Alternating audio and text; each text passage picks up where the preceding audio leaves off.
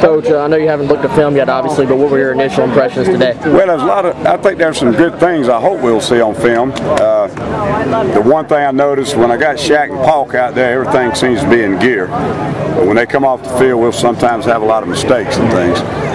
There's so many penalties. I don't know how we get much out of the overall picture. We just have to cut it on and see how some individual guys did. But just so many penalties and things like that, I think it sort of makes it hard to evaluate where we are. So you're not happy, no turnovers produced by the defense? If you can't hit quarterbacks, I don't know how you turn the ball over. And we're not tackling that well, I agree. But when you can't hit quarterbacks, that's where all your turnovers come from. Bad throws, passes you can break on and pick off. But if you don't touch quarterbacks, then you can't touch them. I mean, that's just part of the game. So when you hit quarterbacks, maybe you get some turnovers. I think our offense has done a good job taking care of the ball when they run with it. We're not creating any fumbles, and that tells you ain't real physical. But had a lot of turnovers on execution. But we're not causing those, so that is funny, and I think that's very true. But it's probably the second time we've tackled. Maybe I think it's the third time we've tackled, and obviously we don't tackle very well. Are you tackling? Only the great ones can do it once a week and be good at it. Are you tackling enough in practice? Well, we never tackle enough. How much is enough? And you can't get injuries and things. But I think we had a little scrimmage the other day for about 15 minutes, and then we had one inside drill. But when you go back and look at each kid, probably about 25 of them never tackled a college running back. So that's where it shows up. Do you have starting defensive ends yet? There's no question in it. It's two. It's Melvin and Devin. Yeah, what about Jadavian? Is he close? He's doing super one-on-one. I mean, they very seldom block him one-on-one, but he's got 2 offsides today, and we're trying to work a lot of our stuff, with our zone pressures and things, and he's still learning those. He's just got to have time. Everybody wants him to come in here and start the second day and all that. He's got to have time to learn the scheme and get lined up, and he's making a lot of mental mistakes, and so are all the freshmen. But he's got 2 sacks today too. I guess you call them sacks. He had two touches. But he just, nobody blocks him one-on-one, but the game is more than one-on-one. How does he tackle? How does he tackle? Well, I don't know, because you can't hit quarterbacks. Who knows? I mean, he was a very aggressive player in high school, so I know he tries to be physical.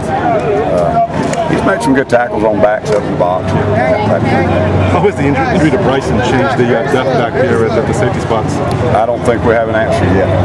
I think it's a big hole. We'll have to look at the film today and see if anybody maybe answered the bell. Would be a possibility, but he was really pushing Jimmy, and both of them were making each other better. And in fact, Bryson was making some plays Jimmy can't make. Maybe not quite as consistent, but that was a huge blow. It's football, though, and we probably won't be the last one we'll have. But we got a major problem back there with depth and numbers. What's going on at Spur? Antonio's playing pretty well, having a good camp. Devontae cannot play the first game. Ed Mulgrew can't play the first game. So we just moved Dietrich Marcus 2 days ago. So he really doesn't know what. He lined up wrong about 3 times today and gave up some plays. But he's a good player. I think if he learns how to line up, maybe that's his home. Maybe he can play there. He was one kid we thought could move in and play safety. So now we're in a bind right now. Do we put him back there and compete for the free safety, or do we leave him at Spur? And with all those kids being held out the first game, Hampton also, that's 3 more DBs that cannot play the first game. So we got down the line problems, and then we got a major consideration for that first game. We got to get 11 guys ready to roll. That's kind of scary against a team that throws the ball as well as East Carolina. Obviously, and they run a fast tempo, and them guys got to cover a bunch of kicks and punts too. Who played a free behind Jimmy today? Right now, it's kind of a scramble. We've moved Golightly over there, and he's working both a little bit, but Golightly was behind him. Coach, can I get you to comment on the possible addition of Texas A&M and other teams to the Southeastern Conference? Oh, I don't know. That's just way beyond me. I think it's something that's coming down the line, whether it's in 3 months or 3 years, there's going to be another mega shift. There's no question about that. And, whether they come in this conference or don't come in this conference, I don't think it makes our life any easier. Does it say something about the conference overall, though? I don't know if anybody needs to say anything else about the SEC. I mean, I'm sure there are teams who think maybe it's not a good idea to get in this snake pit, and there are other teams who think we better get in there in the money pit. So that's their decisions. I don't know who we're trying to get. I've seen all the stuff in the paper just like y'all have, but I do think it's coming. I mean, I don't think it's not just going to be an SEC. I think what will happen eventually, there'll be four mega conferences. Winners will play each other, and the other ones will play, and they'll say it's a national championship playoff. Hopefully, we can still go to bowl games because I like bowls myself. Do you think Clemson would? Do you think that would make the game more intense, the in-state rivalry, if it could also be a conference game? I don't think it'd make it any more intense. I think it has its own special flavor, and I don't think it'd make any much difference. Could you live in an SEC East if Auburn and Alabama moved over to the East? I mean, Auburn, Alabama, Florida, Georgia, Tennessee, like I say, I mean, Clemson. It does make it harder because you couldn't pick the other 3 games. You know, you probably play 8 conference games or 9, and maybe even 10. So it would make it a little bit more difficult for everybody. But you know, it's not something that matters to us because we're not going to be able to control it. And I think money runs everything. So. But it's going to happen one day. What about the D tackle spot next to Travian? What are the things you see today from those guys? Jared, I don't know about today. Jaredo's been having a good camp, and Kelsey's been having a good camp, and Aldrich's been playing very well. I don't know if you pull the trigger right now. I'm not sure what Brad would say. I know they'd all probably play pretty equally, including Travian. Travian, would get some rotation and reps from those guys. So I think those 4 we're in pretty good shape, and there's some young ones that are really getting better. So Rat's had a pretty good camp. He's made some strides. Come a long way from where he was last year. The freshmen have, it's tough on them in that interior, but they've shown some good things, and they're all getting better too. How long are you expecting Dukes to be out? I don't know how serious that is. I think it's just a sprain. But by the time he gets back, he'll be happy development, obviously. But yeah, I mean, anytime they miss, if you're a freshman, you miss 2 or 3 weeks, you're way behind. You're right. You may be able to get back in the mix in 6 weeks, and then we won't want to do it because we want to get a red shirt on it, if that's what happens. If he gets back 2 or 3 days, and they might get back in the hunt.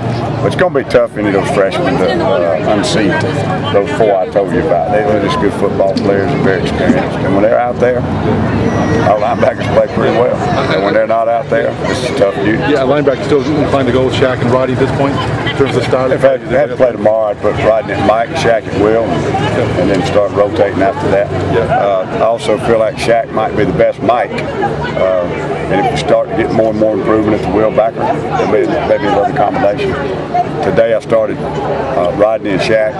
In the first 8 plays, everything was glued together. And it started through that next rotation. And I didn't see anything the linebackers did wrong, but it wasn't nearly as quick, and the operation wasn't as good. So, they're definitely more experienced. They've had a real good camp. Rodney's knee is healed, had a little soreness in it the other day, so I cut his reps. So, I mean, I don't think either one of them are going to play 60, 70 snaps. And I think we've got good players.